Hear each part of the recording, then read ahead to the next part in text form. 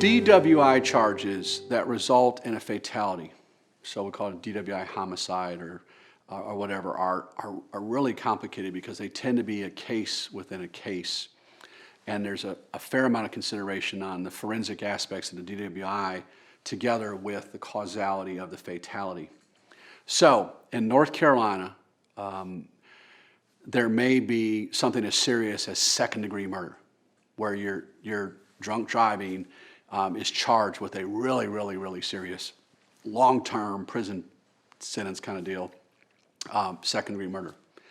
But there's also something called felony death by motor vehicle, where your DWI results in the fatality due to a proximate cause, one of the causes of the fatality or the wreck, which is still very serious. And then there's also something called involuntary manslaughter, where we're using more of like a common law precept. Felony death by motor vehicle is what we see commonly for a first offense DWI where there's a fatality. Second degree murder, and it's not absolute, it's not required. There are other ways to have that level of the evil mind that they're seeking to punish under second degree murder can be caused by having the experience of a prior DWI and then getting another DWI. But it also can be the way you're driving. And, we've seen cases where there's driving on the wrong side of the road or turning off the lights or going at such a speed and driving in and out of traffic that shows that mens rea, that evil mind, that evil intent, which is meant to be captured under second degree murder. These type of cases are notoriously complicated.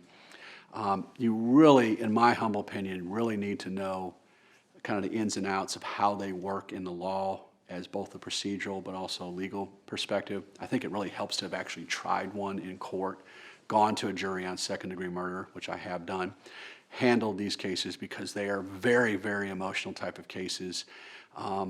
Standing in court in them, even as a defense lawyer, they really carry a lot of weight both in the media and with family and with clients, and as a defense lawyer too. For us, it's also, they're burdensome in the sense that you're worried about your client and their long-term effects. No one intends on driving while impaired, let alone killing another human being due to making that terrible mistake.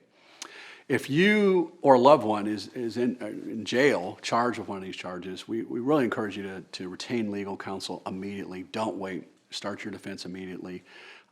Exercise your right to remain silent. Don't provide statements. Be polite, but exercise your constitutional rights. Ask to speak to a lawyer. We'll talk to you. The consultation's free. I do get after-hour calls on these things, and if we're available, we'll take them. We will go to the hospital if need be. And we also go to jail and visit people. Consultation's free.